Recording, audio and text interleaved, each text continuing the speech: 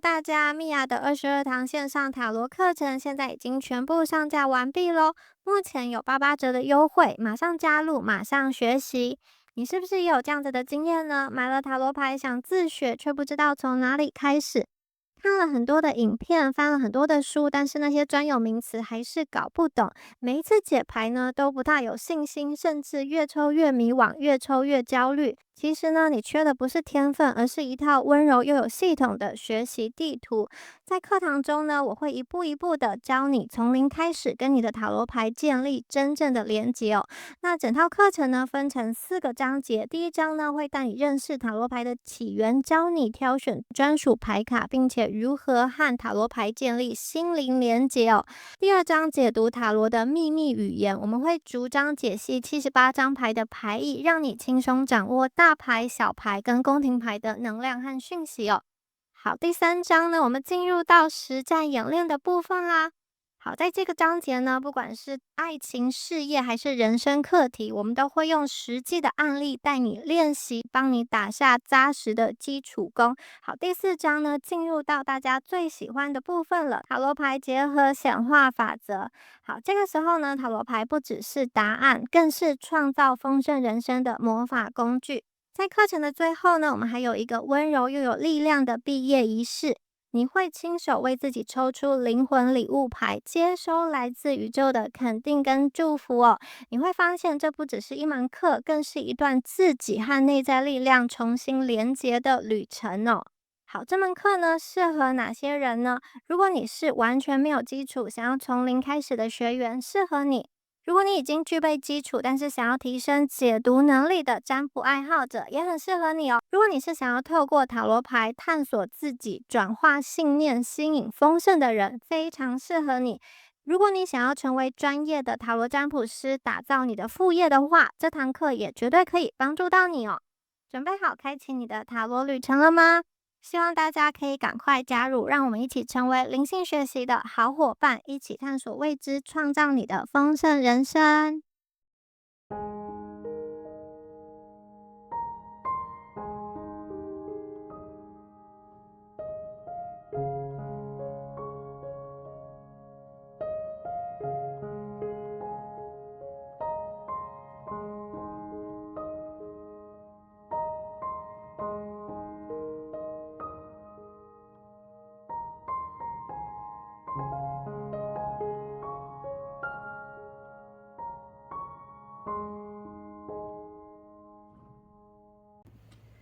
Hello，选到第一组的朋友们，大家好，我是米娅。我们今天呢要来帮大家看的是你什么愿望要实现了。好，首先呢第一组的朋友，我们来开始我们的验证牌哦，对应一下你们的能量，看一下这一组是不是你们的牌。好，我们第一组朋友，我们的验证牌第一张牌是满月在双子座。好，这一张牌啊，画面非常的饱满哦。大家看一下，又圆又亮的月亮，高高的被托举起来哦。那下方啊有2个人，他非常虔诚的在捧着这个月亮。好，整张牌在讲什么呢？双子座，它在占星学里面掌管的是头脑，是讯息，是一些它还没有被证实，但已经可能在空气中流动出来的某一些线索。那满月代表着事情已经走到了一个被看见、被证实的顶点，所以这张牌呢，它的能量场其实是在说，这一组的朋友啊，你们有一种料事如神的能量，就是好像在别人还不知道之前呢，你就隐隐约约有了一些预感，这是一种天赋哦，它很像是紫微斗数里面的天机星哦。天机呢主智谋，主机变，也就是说天机作命的人啊，其实天生就是像军师一样料事如神，然后这个脑袋转得比谁都快。其实第一组朋友，你们身上也有这种特质，我觉得你们的直觉很灵，或者说你们的脑袋其实转得很快。那这一组的朋友啊，你可以想一想，在你的人生中呢，是不是常常会有这样子的经验，就是在这件事情他还看不到全貌的时候，你心里就有一个预感说，我觉得这件事情最后一定会往这样子的方向发展，或者说他们的感情最后可能会有什么样的结果。当你试着想要说出来的时候，旁边的人可能会觉得这个是你想太多，或者说这只是你自己预测的。但通常过没有多久或者说等到事情走到最后，就跟你当初预料的方向一样，而且呢并不是一次是好几次你都有这种料事如神的能量你心里可能有一长串名单说，好吧，你看这些事情啊，我早就说过，只是你们都不相信。这个呢代表说，其实第一组的朋友，你们的直觉真的是很准那在最近你心里可能又有一个预感，就是关于某一个你正在观察的人，或者是一件事情它还没有定案，一个计划它还没有定案，可是你觉得你的心里可能早就已经有了一个定论或是一个答案这一组的朋友但你有的时候收到这样子的讯息的时候你又不敢100%的相信它，你可能会在心里怀疑自己说，是不是我太敏感，是不是我想太多？但这张牌其实告诉你说，其实并不是你想太多，只是你看的比别人都早，就是你能够早一步别人知道这个天象的一些转变其实你们的直觉很准，它并不是一个平白无故的超能力，我觉得它其实是一个你们很擅长观察细节的一个结果。也就是说，很多的一组朋友，你是一个细节控，你走进一个房间，或是看一封讯息，或者是说你跟别人对话的时候你就会注意到一些细节，一些奇怪的地方，或者是说你会发现这个人讲话都会有一个微妙的停顿，或者都会有一些动作，你会记得这个人他这一次的说法跟上次说法有一些不一致，有一些漏洞，然后你会在心里慢慢的把这些观察到的线索拼凑起来。所以当别人还在状况外的时候，我觉得你们早就已经看到结局了。那你们心里现在呢，可能也悬着一个还没有被证实的预感，然后你心里有一点点不安，但又有一些期待。好，我的第二张牌是下弦月在巨蟹座。好，第二张牌要讲的是什么呢？我们看一下，有一个女子她独自站在冰冷的海水里，然后双臂张开她的头顶上是已经开始就是要由盈转亏的这个下弦月。那下弦月呢，它是一种能量的一个回收，就是它讲的是一个退潮的能量，是一个能量从外放转向内收的一个阶段那巨蟹座它掌管的是什么？它掌管的是情绪，是家庭，是那个你藏在最深处，然后不会轻易掀开给别人看的那个内在的小孩。那这张牌呢在讲什么呢？我觉得它跟第一张这种鬼灵精高频运转的这个能量是相反的好，第一张是其实你们比别人看得远，看得早，而且你们心里对某些事情是有答案的。那这张牌在说的是有时候我们要把心力收回来，好好的放在自己身上那这张牌我觉得它在紫微斗数里面对应的比较像是太阴星太阴呢主情绪，主家宅，也主一个人最核心的一个安稳感。也就是命理上会说，太阴坐命的人外表看起来可能很成熟，很有条理，很冷静，但其实你的内在是非常细腻的，你很容易被一个可能小小的事情戳中或是触动，但在外表你表现出来又很强势，很好强，你习惯把你内心的这个柔软跟委屈把它压得死死的，藏得好好的，所以你真的是不轻易的让别人看见你的眼泪。那这一组的朋友我看到你们可能最近明明可能外在的事情是运转的还行，就是说并没有什么天崩地裂的大事发生，可是你一坐下来的时候，整个人就有一种莫名其妙的疲倦感、疲惫感，好像要把你淹没了。而且这种累啊，并不是说睡一觉就好了，它是一种，我觉得很像是灵魂的过载，你可能说不上来到底是哪一件具体的事情让你变成这样，因为它是一个点点滴滴累积的过程，它并不是单一的事件哦。我觉得生活啊有好多好多，比如说你为了体谅别人，或是去处理好别人的烂摊子，或是因为别人而影响到你的一些事情，或是一些没有被好好处理的小情绪，一点一滴就这样子堆叠起来。我觉得你遇到事情的时候，可能先习惯处理这个事件，最后才处理自己的感受。那如果你身边有朋友难过，你可能也第一时间会去安抚他。然后如果你的家人有状况，你也会想办法去，比如说帮他们解决，想办法。那工作出问题的话，你也是要先想办法解决，你会把一切都安顿好了，然后把一切都处理好了，让所有的人都比如说满意了，或是都觉得有一个答案了，你自己才会转过头来去看一看你自己哦。其实你们自己啊，你的内在小孩啊，好像已经很久很久没有好好的被照顾了。所以这张下弦月，它其实是有一点心疼你。你们可能成熟的很早，你们有一颗老灵魂，你们扛的也比别人多。你们有能力，但是有能力不代表说你不会痛不会累。我觉得你可能总是希望透过你的成长，你的强大去保护家人，保护自己。你总是觉得说我要跨越所有的挑战，你告诉自己说我不要轻易的在别人面前掉眼泪。但是呢，你当把这些事情都运转得很好，或是你都去顾虑到其他人的时候，谁来顾虑你？谁来保护你呢？我觉得这张牌直接显化了你们目前一个可能已经撑到极限的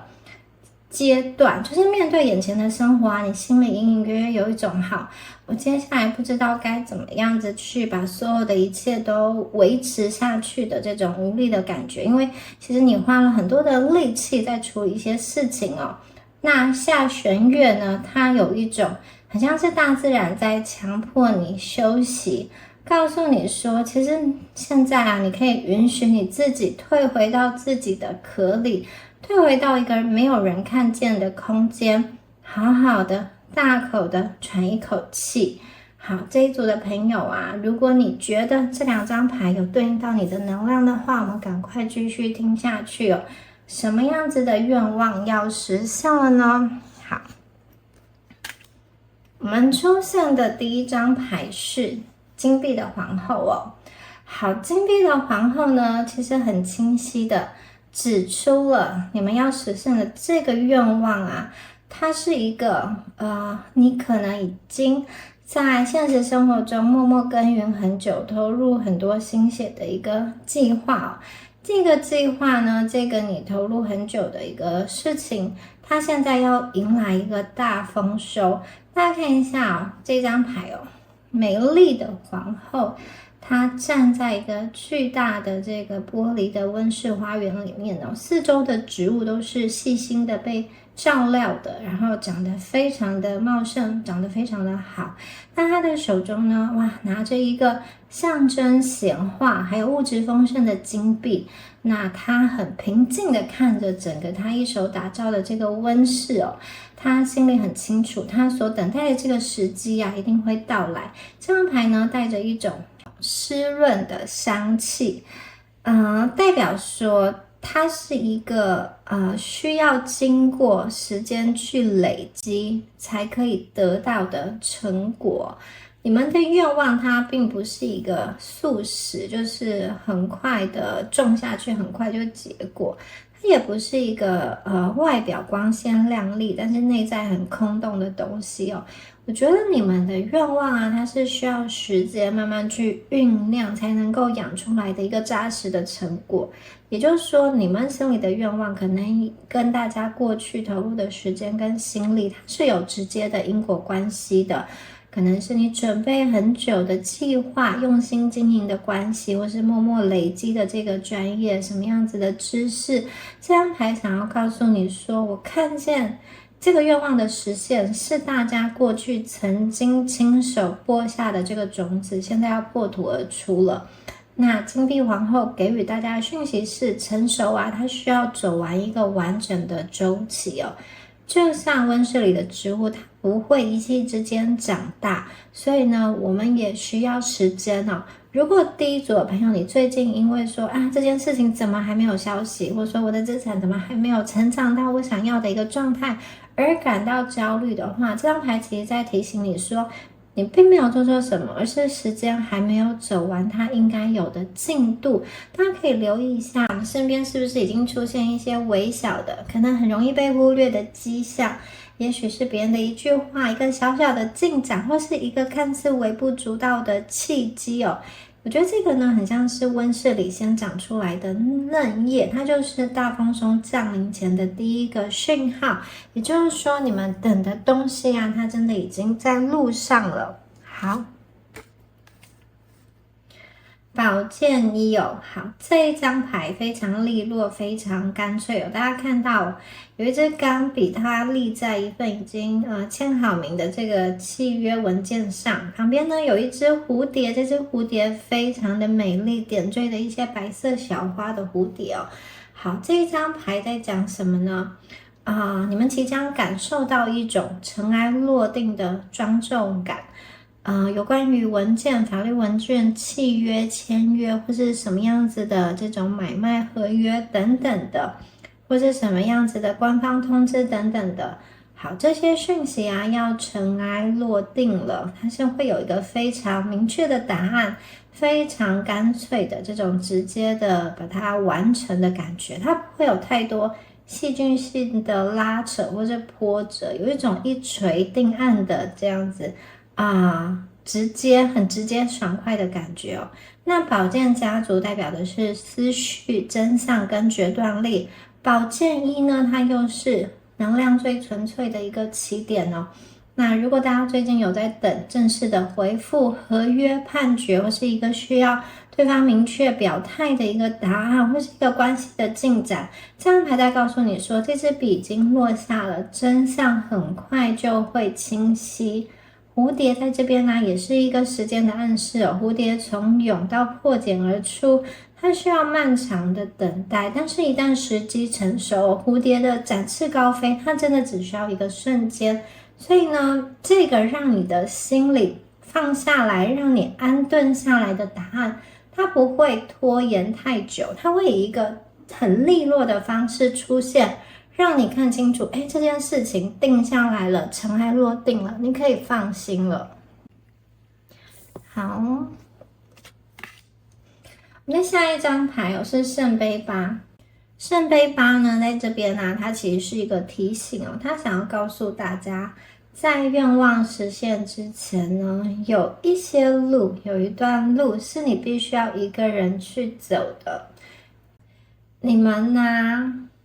可能会完成一种很彻底的蜕变或是清醒之后呢，决定跟过去告别。这个告别带了一种清明，带着一种不眷恋的感觉。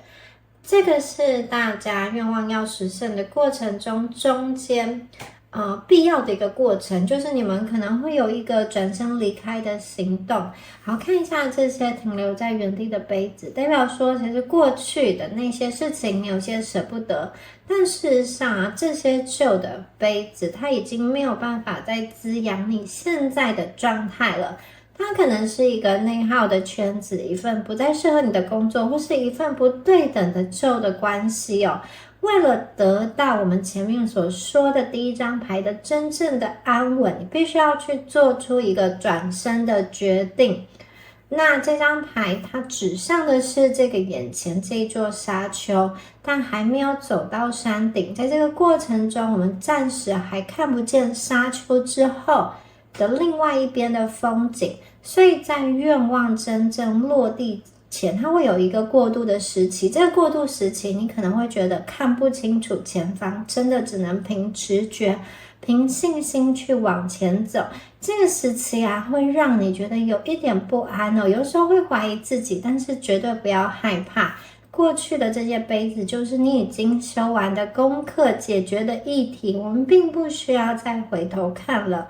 光跟愿望就在沙丘的另外一边，只要勇敢的走过去，丰收跟转机就在后面。好，我们再来看一下下一张牌哦。好，画面中有2只小猫咪哦，一只坐着很挺，然后好像在望着窗外，另外一只则是完全的放松趴下来哦。这张牌在讲什么呢？在讲说你们现在可能还处于一个我在保持警戒，我随时要准备好的一个状态，但很快的你们会走到可以一个完全放松下来的阶段，就是在这个阶段你不需要再随时绷紧神经，也没有那么多需要担心的事情哦。那这张牌在窗外有一些飘落的这个金黄的叶子，落叶代表说一个循环正在走到尾声，新的阶段即将开始，而且这并不是一个拖很久的过程，而是时间到了一定的累积之后，它会有一个明确的转折点，它像是一个典礼，一个签约日，一个正式公告的时刻，你会清楚的知道说，就是这个时刻，我可以安顿下来了。权杖4呢，它常常跟庆典、里程碑是连在一起的，所以这个愿望的实现可能跟你人生中的某一个值得庆祝的时刻有关，或是你达到了什么样子重要的里程碑。那同时在这个里程碑的过后呢，我觉得它迎来了一个可能是第一组朋友你们内心很深处的渴望，就是一个让你可以松一口气绝对的安心的位置。这一组的朋友，我看见你们已经找到了属于自己的安稳的角落，你不需要再到处的奔波，到处的寻觅。你们可能很渴望结束漂泊，迎来一个真正的落地生根，不管是在工作、在感情、在实际的这个居住地，可能你们正在期盼一段很稳定、有承诺的亲密的关系，或者是一个让你可以长远发展的工作机会，或是一个终于可以安顿下来的居住环境，或者是财务的状态。我看见这个愿望的核心的本质是大家想要将过去那种，比如说外部环境不断的奔波，不断的你需要去应变，然后过度内耗的生存状态，转化成一个你真正可以感到踏实安心的待在你的这个小天地里面的丰盛的状态。你们呢，旧的循环真的已经走到尾声了，新的阶段要开启了，而且这个开启它就是会有一个很明确的讯号跟通知，告诉你说，就是现在你们已经安全了。好，我们的下一张牌，哇，释放，这张牌连得很好。我们呢，终于可以将这个紧绷的双手松开了。大家看一下哦，在画面中这个女生她很放松的躺在浑圆的山丘上，她的双脚微弯，整个人毫无防备的把自己交给大地，然后她的头顶布满了这个璀璨星星的夜空哦，然后有的时候好像还有几颗流星划过。这一张牌好像画面很安静，在这边停止了。大家可以想象自己也躺在这个无边无际的草原上，脸上吹过微凉的夜风，背后可能是温热的泥土哦。当你看到这个无边无际的星空的时候，其实你会明白在广袤的宇宙面前很多的焦虑其实是很渺小的。这张牌邀请大家进入一种完全的交托的状态，释放并不是放弃，而是你把所有能做的努力都做完之后，我们真心的相信有些事情呢，你不需要用尽全力去抓，它会在对的时间点找到你哦。我觉得它跟前面那张牌好沙漠是呼应的。如果说圣杯八是大家你们的身体去做出一个转身离开的行动的话，那这张牌啊就代表你们的心真正的达到放空，不再纠结的一个心理的状态。好，我们的最后一张牌是 Move 前进哦，这张牌是一个很有力量的牌哦。路已经铺好了，它是一个宇宙给大家最直接的一个指引哦。大家看一下画面中啊，有一条灰白色的这个小径蜿蜒的穿越两排这个高耸的红杉树哦，这些树非常的茂密，在小径的这个尽头啊，往上看是一轮很温暖的太阳。好。那整张牌的画面也是非常的令人期待的。宇宙想要告诉你说，这条路它是蜿蜒的，它没有办法让你一眼就可以看到终点。但是呢，这个路已经在脚下了，帮你铺好了。太阳呢，也就在前方就定位了。答案其实就在不会很远的那个未来，只要大家愿意往前跨出一步就好了。那你们越快开始移动，你们越早迈开脚步往前，越早跟随这个流动，这一道温暖的阳光其实就会越快的出现在大家眼前哦。所以呢，这张牌想要告诉大家，我们在星空之下学会真正的放手，彻底的释放掉那些不再适合你的重担之后呢，我们要顺应生命之流，坚定的迈开脚步往前走，最后我们会穿越迷雾，穿越森林，迎向那一道一直在前方等着你的温暖的阳光。我们会抵达那个让我们灵魂真正感到安心的一个归属之地哦。好，以上啊就是有关于第一组朋友你们今天的解牌啦。那如果你今天呢有在解牌中感受到指引跟疗愈的话呢，欢迎帮米娅按赞或是订阅。同时也要在内心告诉自己哦，我愿意显化我的心愿，我愿意承接来自宇宙的丰盛祝福。好，我们下期影片见喽，拜拜。Hello， 选到第二组的朋友们，大家好，我是米娅。那我们今天呢，一起来帮大家看一下什么样子的愿望要实现了。首先呢，大家来看一下我们的验证牌哦，验证一下这一组是不是你们的讯息哦。上弦月在天秤座，好。上弦月啊，它对应到的是一个还没有走完的阶段哦。月亮走到一半，亮的部分跟暗的部分各占一半。我觉得这个可能对应到第二组朋友你现在的一个心理状态哦。你可能在一件事情上来回的去思考，来回的去拉扯，一边是期待，一边是犹豫，或者说，前一秒觉得很有希望，下一秒又觉得不大可能。那我觉得你们把事情想得更深更远，而且你们同时看见了两种不同的可能性，所以你内心还在判断，我到底要把重心放在哪一边？那有些朋友你最近可能对于身边的人比较敏感，比如说伴侣说了一句话，或者说合作伙伴回了这个讯息，那个语气啊，你可能会在心里反复的去琢磨，想要去弄清楚，对方到底是什么样子意思，有没有一些话是没有讲出来的。那这一组的朋友啊，我觉得你的直觉可能在提前的运作，有一些变化呢，你的灵魂其实比你的大脑更早的察觉到。那天秤座本身掌管的就是一个关系跟一个平衡哦，所以这张牌出现在验证的位置上，我觉得它有点像是提醒说，好像在我们愿望要落定之前啊，可能会先经过一段是有跟怎么说呢，跟人有关的一些考验，可能是某一段关系出现了新的转折，也有可能是大家你重新开始衡量自己在某一段关系中，你到底是站在什么样子的位置上哦。那天秤座有一个在这张牌有一个被卡住的能量，就是你反复的在权衡。你们并不是傻，你们是就是我觉得是太聪明太清楚，因为你就想说其实是有很多种可能性，有很多种剧本，然后每一种可能性它并不是绝对的好或是绝对的坏，每一种可能性的这个背后都有它的代价，都有它的结果，所以呢你会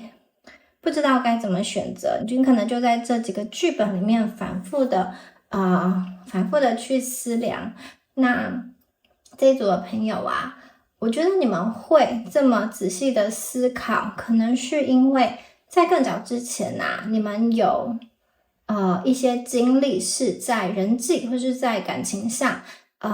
的一些交锋、交汇、相遇，让你深刻的去了解到，我不要太快的去交出真心哦。可能过去发生过一些事情让你很心碎，可能你拼尽了全力，最后却被辜负，可能你毫无保留的投入过，很热心过，但是最后却换来的是一些不对等的回应，是冷漠，是背叛，是这种无疾而终的遗憾。我觉得可能那件事情之后啊，你们就在心里去筑了一道厚厚的墙。那表面上我觉得你可能还是就是一个很好相处的人，或是说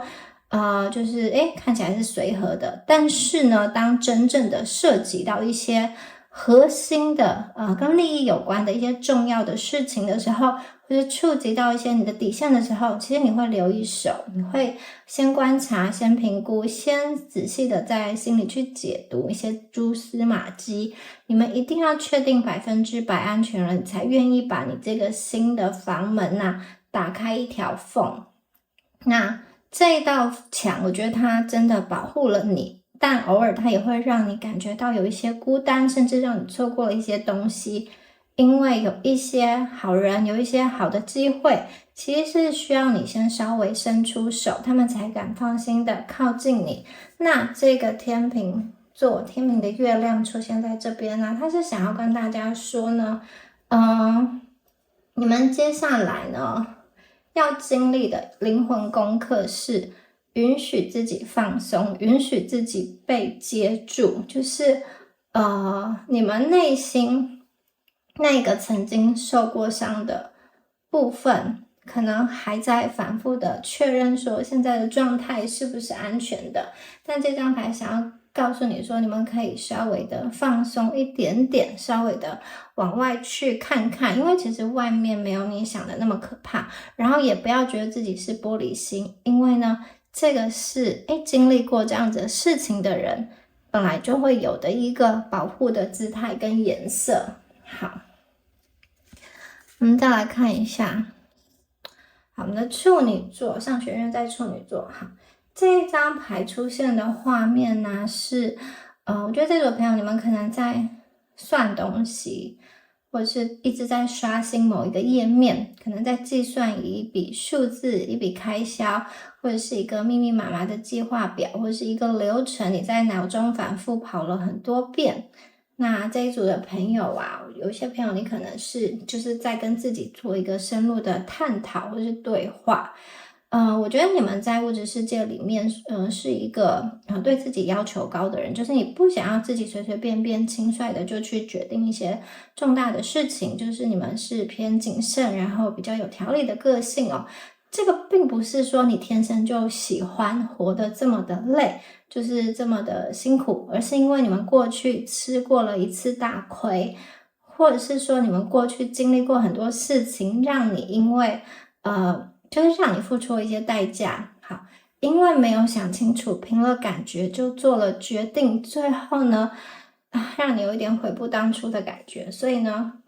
那个教训真的让你印象太深刻了。那个决定啊，不管是进入感情啊，或是进入一个这样子的职业，那个决定让你付出了很大的代价。从那次之后呢，我觉得你呢就是变成比较就是反复都要确认的人，你可能会把所有的最坏的风险都在脑海中跑过一轮，然后才稍微放心。所以有些朋友你们在这一组是比较偏追求完美的人，比较累的人，但其实你知道你在做这个风险评估是为了你自己，也是为了替你在乎的家人，希望把未来可能受伤的风险降到最低。处女座呢，它是很务实的一个能量哦。这张牌出现在验证的位置，代表说，我觉得大家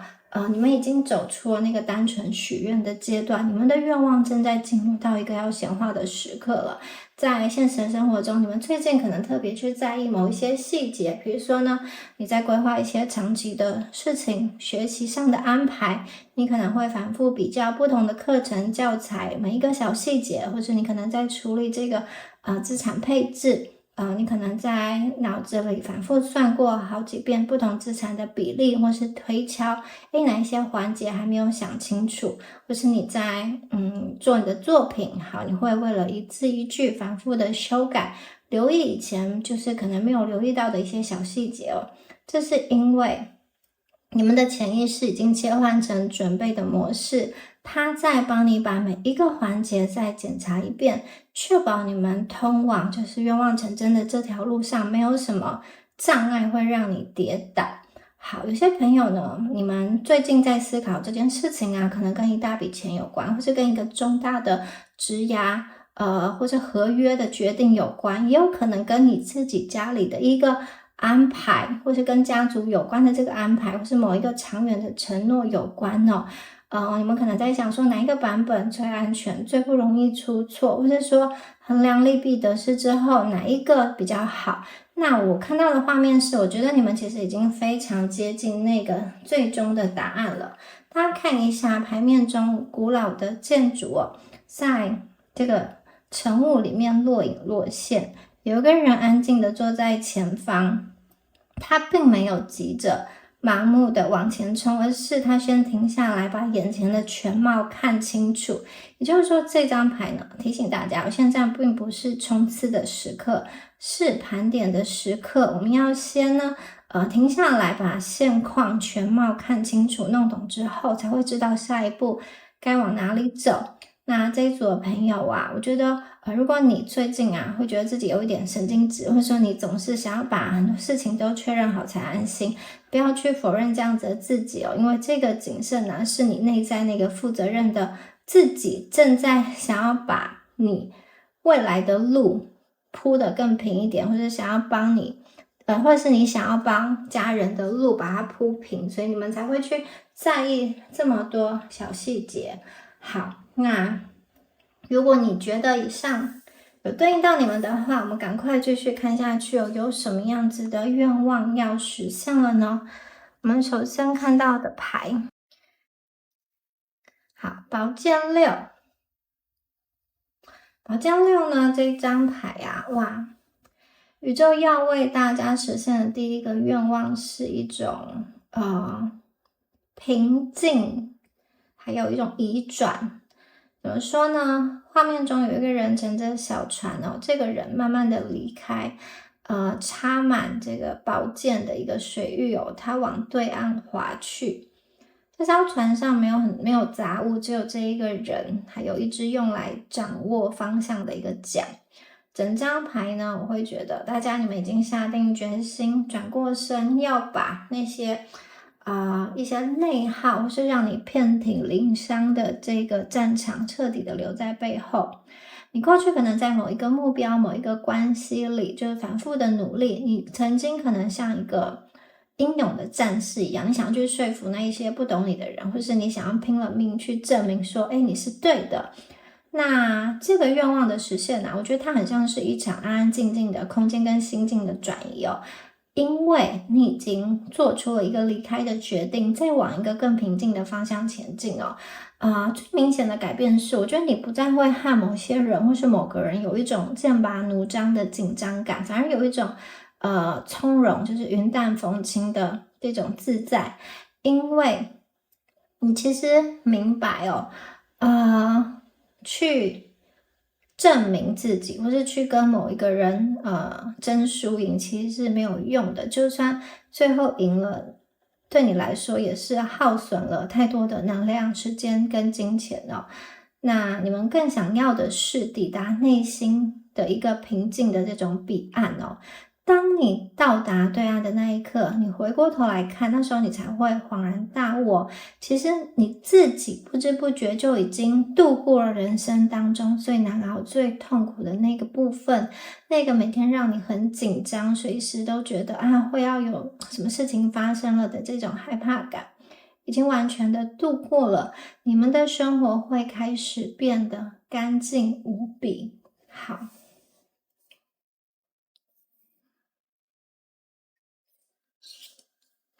的下一张牌出现的是金币侍者，金币侍者它代表的愿望是一个让大家可以完全自己主导的一个可以非常脚踏实地的这种全新的物质的起点了。好，画面中呢有一个人呢，他戴着帽子，穿着冬天厚重的这个外套，他正在花店前专心的一个挑选哦。好。我觉得你们接下来在新的篇章中是有一种稳稳的安心感哦。这张牌在物质世界中，它代表了一个非常具体、非常扎实、非常令人安心的一个显化的预兆。我们告别了过去的内耗之后我们即将在现实世界里开启一个由第二组朋友完全主导的新计划。它可能是一份全新的工作机会，或是一个你自己一直很想要尝试的这种专业或是项目，或是一个你渴望去学习深耕的这种新的专业技能。好，在愿望实现之后大家你们会有一个很扎实的安全感，因为你知道你自己站得很稳，你的基础已经打好了，你不用就是时时提心吊胆了。我觉得你们生活中会有一种规律而且是优雅的节奏，你们会重新有更多的时间在小事情上好好的去享受，比如说好好的吃一顿饭，好好的整理房间，好好的去花店挑一束花给自己。这些呢仪式好看起来很小，但是呢这些可能是以前就是忽略的一个日常生活，现在呢我觉得它会变成你就是实现愿望之后很享受很疗愈的一个黄金的时刻。好，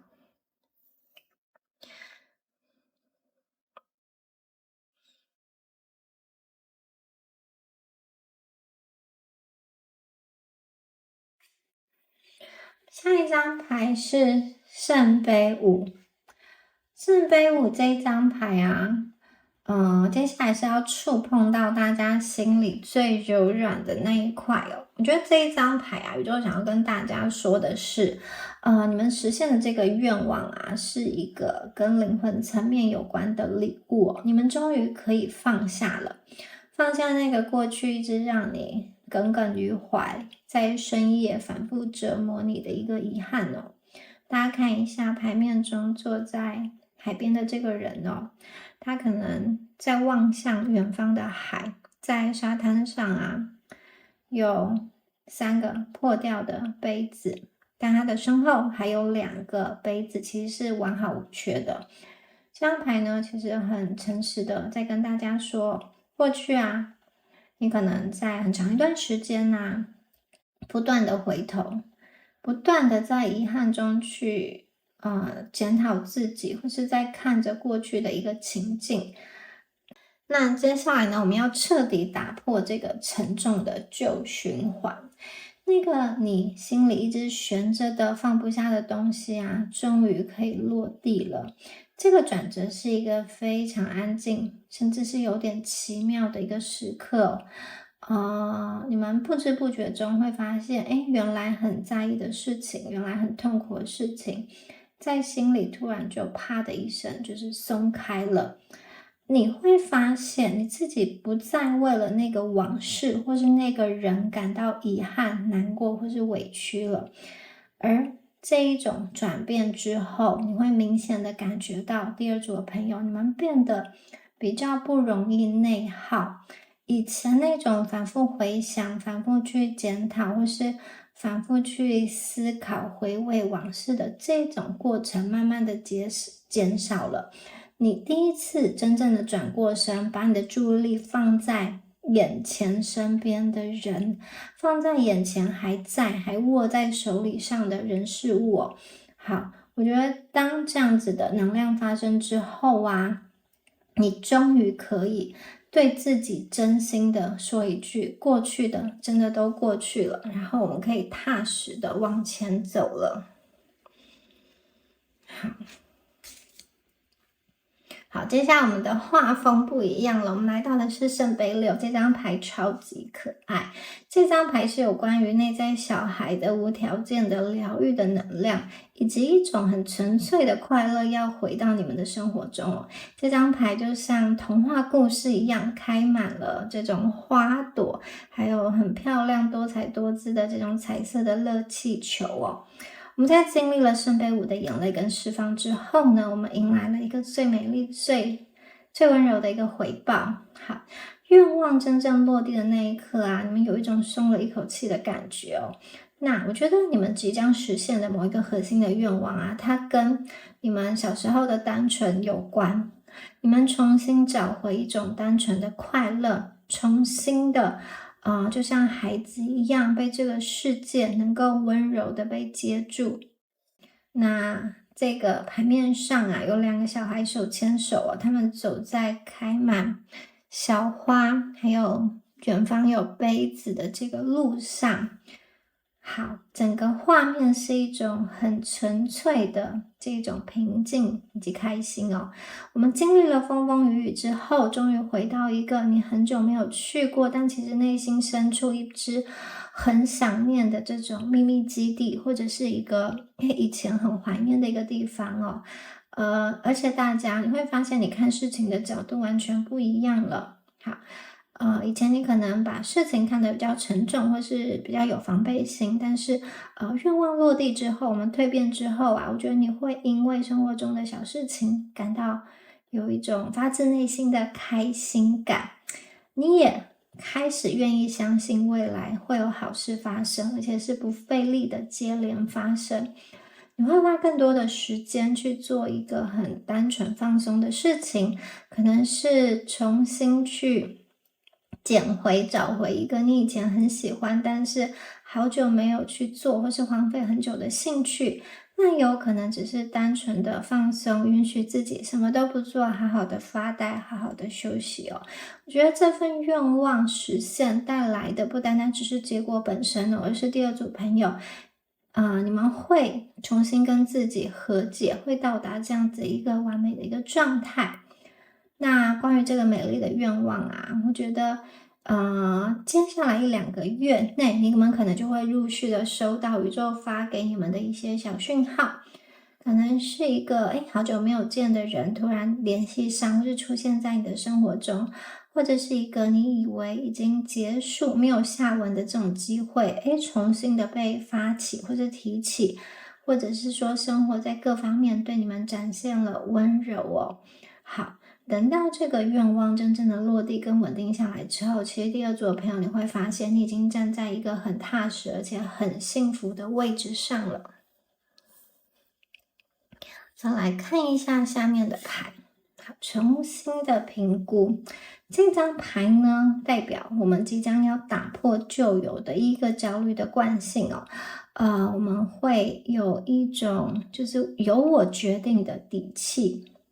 好，在4张强大的塔罗牌主牌之后啊，我们来看一下这张很特别的神谕卡哦。我觉得大家实现的愿望啊，它是有关于思想跟掌控权的一个彻底觉醒。我们看一下牌面中2个脸，它合而为一哦，闭着眼睛，很安静的。好，呈现在这个画面中，它其实是在告诉你们一个很真实的事情，就是我觉得就算愿望实现之后呢，其实你们也不会完全的停下脚步，或是就完完全全的盲目的这个松懈下来哦。我觉得你们可能还是很会习惯性的给自己留一点检视的空间，或是还会再去确认说这条路是不是真的适合，以及未来的可能的一些方向。那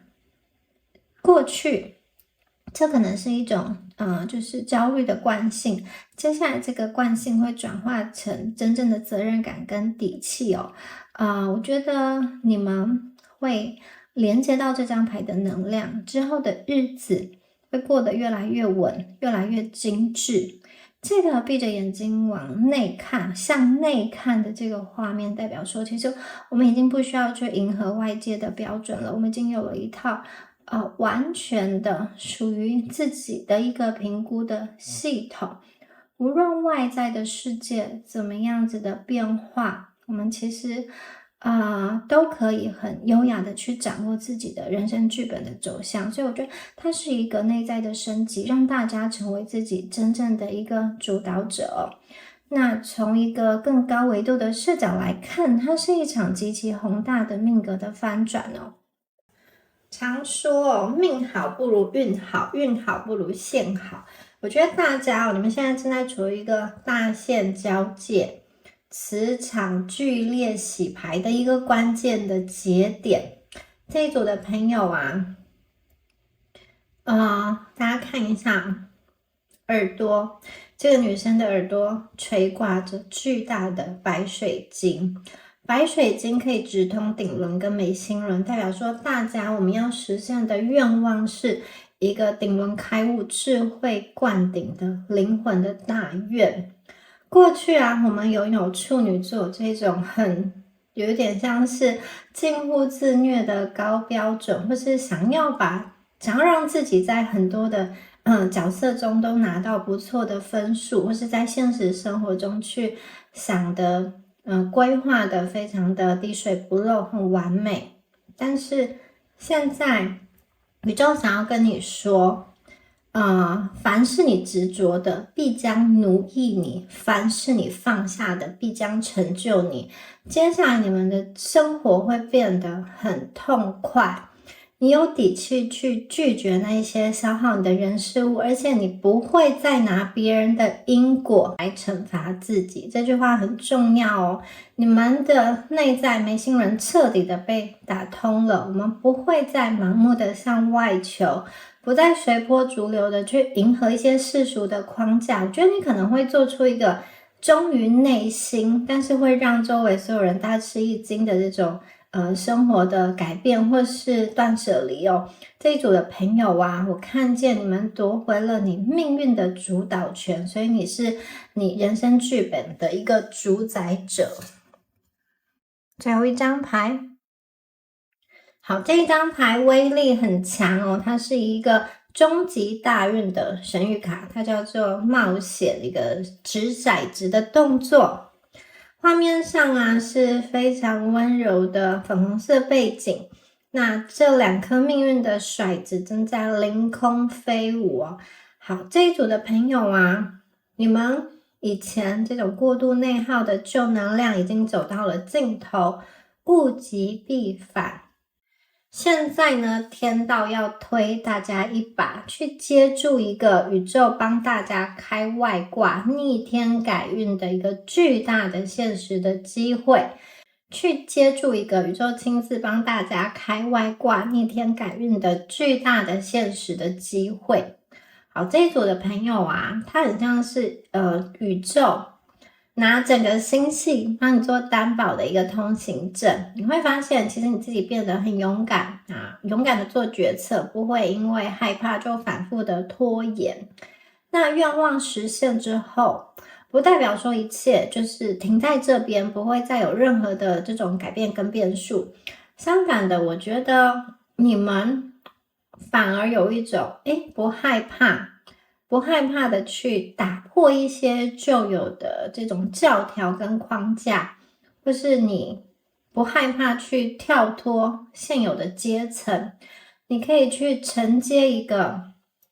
不同的改命的一个机会，让你身价直接往上翻一个档次的一个到你生活中的冒险的一个机会哦。好，接下来3到6个月内，命运会为大家敞开大门。大家看一下这个骰子周围铺天盖地的星星、红星跟彩虹，代表说其实在这个冒险的路上它充满了神圣的恩典。你们过去所累积的所有的实力跟善良，让你在这一场冒险、这场赌局的胜率变得非常的高。当我们带着这个敞开放松的心，把命运的这个骰子轻轻的掷出去的瞬间，你会发现其实我们滚出来的这个点数是非常非常完美的。好，那这一组的朋友啊，我们从宝剑六这个孤舟渡江，到金币侍者春日种子，然后到圣杯五的这个遗憾啊退潮，以及我们进入到圣杯六的一个梦幻的能量哦，童话感的能量哦，最后啊，我们来到了令人的觉醒，以及我们去承接它可能会有一点冒险的决定，但是是被宇宙护航的守护的，所以我看见这是一个修炼到涅槃的显化路径。第二组的朋友啊，我们经历过无数的灵魂暗夜，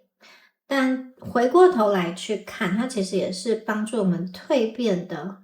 路途之一。紫微斗数说无煞不成格，生活里面那一些留不住的人，还有打破的杯子，并不是因为我们做错了什么，而是天道在帮大家的生命里面剔除一些不需要的杂质哦。现在呢，我们可以把紧绷的肩膀放松了，允许事情用它最自然的节奏去开花、去结果。我们要去确认，当我们得到最终的这个礼物跟目标之后，实现了愿望之后，我们要确认这个结果跟你最初心里想的那个愿望是不是还连在一起哦？很多人走到终点的时候，只顾着庆祝，但是却忘了回头去问问你自己，这个跟你当初所想的真的是你要的吗？还是因为你太累了，所以呢，你随便就抓了一个看起来像是答案的东西来对你的人生去交卷。这一组的朋友啊，我看见你们是愿意去做这个重新评估动作的人，这个是一种对自己的尊重，你尊重自己走过的这段路，你也尊重那个曾经许愿过的你自己，所以呢，愿望实现之后，我看见你会去看一看你手中得来不易的这些东西，它绝对不是别人施舍的好运，也不是侥幸而是大家你们一步一步在无数个灵魂暗夜中走出来的一条路，这条路认得你，你也会认得它，所以呢，请在最后真心的对自己说，辛苦了，你做到了。好，这个就是属于第二组朋友你们最棒的礼物了。好，祝福选到第二组的朋友。最后也提醒大家，如果想要更快的显化好运的话，欢迎参考米娅的线上塔罗课程，让我们在灵性的世界中一起学习成长。下期影片见咯，拜拜。Hello， 选到第三组的朋友们，大家好，我是米娅。我们今天呢，要来帮大家一起看一下哦，什么样子的愿望要实现了呢？首先，我们来对应一下第三组朋友你们的一个能量状态哦。好，第一张验证牌是满月在双鱼座。好，这一组的朋友啊，你们过去可能是一个只要认定了就会傻傻付出的人，就是你非常相信某一些社会给你承诺的蓝图，或者是某一个人给你承诺的感情你一旦相信了，你就会想要拼命的证明自己，或者是拼命的掏心掏肺，或者是你觉得这个世界有一些某一个年纪应该要达到的目标，你也会努力的去达到。你当时想的很单纯，然后可能也带有一点浪漫，你觉得只要自己够努力够体面，这个世界就会给你对等的一个幸福的回报。但是呢，这张牌出现在这里它其实是在说当你投入这么多之后，有时候结果并不如你想的那样，你开始质疑、生气或者是怨恨。那原谅出现在这里它指的并不是说我们要无条件的去原谅别人，而是有一件旧的事情，它其实还停留在你的身上，悄悄的影响你现在的思考以及你做选择的方式。这件事情是你过去真心投入过，但没有得到你预期的这个结果，或者是说，你信任过自己的某一个想法、某一个判断，但最后却被现实打脸哦。你觉得自己付出了很多，但为什么得到的却比想象中的少？你会觉得说，为什么自己拼尽全力得来的这一切，或者说做出的这一切，在别人的眼里根本就不值钱，或者是说，你觉得，我自己就算做得再好，别人还是轻而易举的找了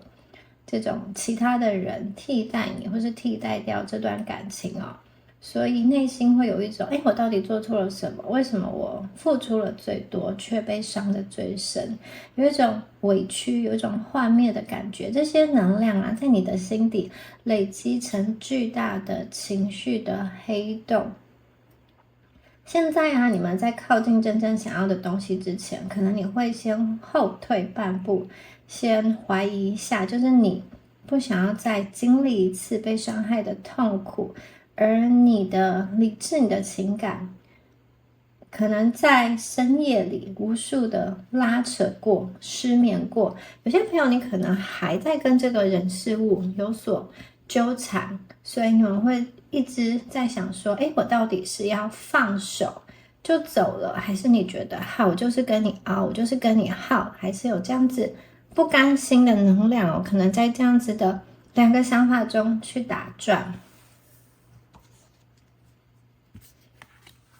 新月在双子座，把事情想清楚。好，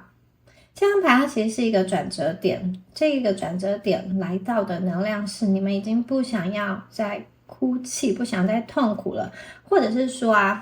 第三组的朋友，你意识到你必须强迫的让自己清醒过来，所以你试着去深呼吸，试图去启动你大脑中这个最冷静、最理智的那个部分哦。好，牌面中是一座冷冽的清晰的雪山，天空中有一颗像眼睛一样看透一切的新月。这张牌在讲你们目前的一个状态哦。第一个是，其实你不想要再听这些安慰话，我只想要看清真相。你们现在的状态变得很人间清醒哦。你现在开始盘点说，到底是谁在消耗我？到底是哪些关系在对我情绪勒索、道德勒索？还有你追逐的这些东西，到底是你想要的，还是别人要求你去做的？我觉得你正在一件一件的去拆解，试图把混乱的生活理出头绪。还有这组朋友，我觉得你们有一种想要改变的决心哦，因为这张牌叫做新月，它代表的是一个新的起点。你一方面看清楚了某些真相，想要重新的开始，但又因为这个方向可能才刚萌芽，你的脑海中又塞了太多的资讯还有杂音，因此有一种过载，就是一方面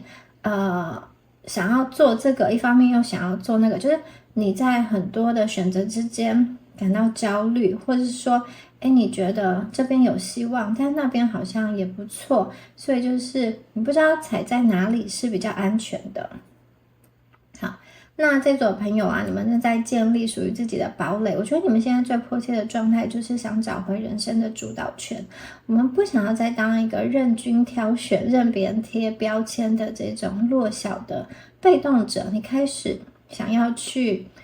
重视自己真正厉害的地方，自己的一些信用或者累积起来的东西。你不想要就是一味的去迎合这个世界。我觉得你想要就是用一个新的面貌，脱胎换骨的面貌，让别人重新的认识你。好，你们现在可能在用一个最理智、最清晰的状态去收拾过去因为太感性、太善良而留下来的这个烂摊子，然后因为太心软而留下来的一些，就是不管是情感或是债务还是其他方面的一个问题或是现状你再用一个最理性的方式去处理，想办法解决。好，以上就是你们的一个验证牌。如果你觉得有符合你的话，我们就继续听下去哦。好，接下来呢，我们第一张牌塔罗牌宝剑侍者。这张牌啊，其实是在说，过去有一段时间啊，你们内心反复会有一些想法是，为什么有些实力不如你，或是说有些只会做表面功夫的人，可以拿到最大的好处？为什么你是被牺牲的那个人？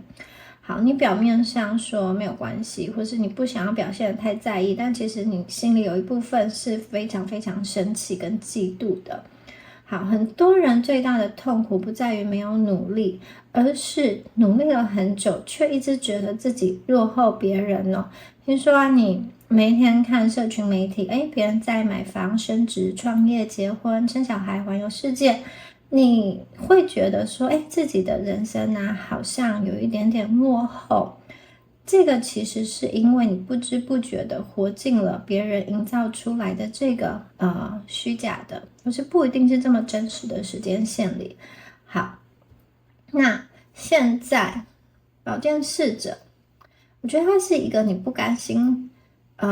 的这种落地的一个地方，就是你的不甘心，它可以成为一个动力。画面中的这个小女孩啊，她在看一本书，她不管风刮的有多大，她就是很沉静的在她的世界中在看这本书。这张牌要实现的未来是，大家我们会把所有的嫉妒、恨意跟不甘心都转化成别人夺不走的厉害的实力哦。我觉得大家会进入到一个极度专注的开外挂的时期哦。你会开始屏蔽外界的杂音哦，当别人还在焦虑八卦或者说浪费时间的时候啊，你会在你的书桌前认真的去学习，认真的去钻研打磨一项技艺，或者是认真的去计算出一些可行的方案，然后可以应用到未来的一个方案哦。这一组的朋友啊，道德经说啊，胜人者力，自胜者强哦。好，只要我们能够每一天比昨天更相信自己一点，我们就是在成为一个强大的人哦。所以真正的强并不是打败别人，而是我们要把自己对自己的怀疑每一天去减少，这样我们就可以拿回人生的一个定义权跟自主权哦。好，那接下来呢，看一下我们接下来连接到的能量是塔罗牌的这个太阳。这张牌啊，是大家应该要去得到的黄金色的灿烂的能量。好，其实很多人痛苦的来源并不是说你现在真的很不幸福，而是你可能一直觉得还不够。我们一直在追求幸福，但真正的让你没有办法幸福的可能不是贫穷，而是你永远觉得我要等到下一个阶段我才能够开怀大笑，我才能够开心。等我有钱，等我退休，等小孩长大，等房贷还完，等身材变好，等我的皮肤变好，等另外一半改变，然后我才可以有一个新的生活，我才可以享受人生。但是太阳牌出现，就是宇宙要帮你砸碎这样子的一个信念的牢笼。这张牌的画面很美丽哦。好，云雾已经散开了，我们现在看到的是一片毫无保留的金黄色的曙光，还有一整片望不到尽头的向日葵的花海。每一朵向日葵都很像一个小小的太阳哦。那在中间呢，有一只小小的柯基犬在这里很悠闲的坐着，然后他的眼睛亮晶晶的，很理所当然的坐在这里。这张牌预言的未来是什么？是大家你们能够去为自己而活。我觉得这张牌它像是一股很温暖的暖流流到你的心中哦，它带有一点太阳花露的这个富足感，代表一种干干净净的，你不需要向任何人去卑微的祈求也能够得到的丰盛。也就是说呢，接下来你们每天早上醒来，你心里不会再有那种很沉重的压迫感，我们不需要再去猜任何人的心思，我们不需要再硬把别人的标准框架来去套到自己身上。因为呢，外在它可能有一个标准，但是你自己内心是内心也会有一把尺，你就像是坐在花海中间的这个小狗一样哦。你不需要成为拯救别人的英雄，你只要站在这里开心的晒太阳就好。我们享受我们应得的这个物质财富，享受健康的身体，本身的这个状态就是自由自在的。我觉得它是一个非常充满底气，而且活得很极度真实、很极度痛快的人生哦。太阳是平等的去照耀着每一个人，他不会说你成功了我才照耀你，我才给你温暖，他一直都在你的身边。好，下一张牌啊，我们来到的是命运之轮。命运之轮这张牌的能量很厉害哦。我们现在要亲手的去打造一个属于自己的这种旋转木马。过去啊，我们可能反复的就是卡在同一个坑里面，觉得很绝望。比如说你会觉得，我是不是这辈子就这样了？我是不是只能被命运摆布？某一种对未来的无力感，可能像慢性毒药一样，在过去的一段时间点，让你感到非常的沮丧跟绝望。但是现在呢，不一样了。我们现在要去定义属于你自己的规则。这座旋转木马它非常非常的漂亮哦，闪烁着这种华丽温暖然后复古的一种色调。但是呢，它其实有一个很残酷的底层逻辑，它的轨道是死的。不管你多努力的好在上面奔跑，或是你换了多漂亮的这个木马，你其实永远都在同一个圆圈里打转。这一次啊，我们不要再去排队做这个旋转木马了。以前呢，我们可能一直觉得人生的答案就是有一个固定的轨道，考上好学校，找到好工作，拼命升职，拼命赚钱，拼命证明自己。但是宇宙想要真正送给你的，并不是让你更快速的走这条跑道，而是让你离开这条跑道。这张牌很重要哦。我觉得你们即将迎来生命中最强烈的命运的转机哦，你们会跳下某一个这种不断的消耗你的旋转木马，你不需要再配合任何人的剧本演出了。这个旋转木马看起来很华丽，但其实它是一个在消耗你的游乐设施。我们现在要从这个游乐设施下来了。站在黑夜的星空下，用你们最冷静理性的头脑把事情想清楚，你可能会突然看清楚整场游戏的一个漏洞。所以呢，我们不再是上面这个一直在转圈圈的很焦虑的乘客，我们突然成为了站在高处可以俯瞰全局最冷清最清醒的一个旁观者。好，接下来呢，我们来到世界牌哦。世界牌代表的是一个新的生命循环哦。当我们成为了自己命中的主导者之后呢，整片星空都是我们的陪衬。好，在走到这一步之前呢，其实每一个人心里都会有很深很黑暗的恐惧，就是我会不会很孤独的活着，会不会被抛弃？如果我太特立独行的话，你可能会觉得自己必须要塞进某一个社会的框架跟格式里，拿到某一个漂亮的标签，人生才算圆满，才算安全哦。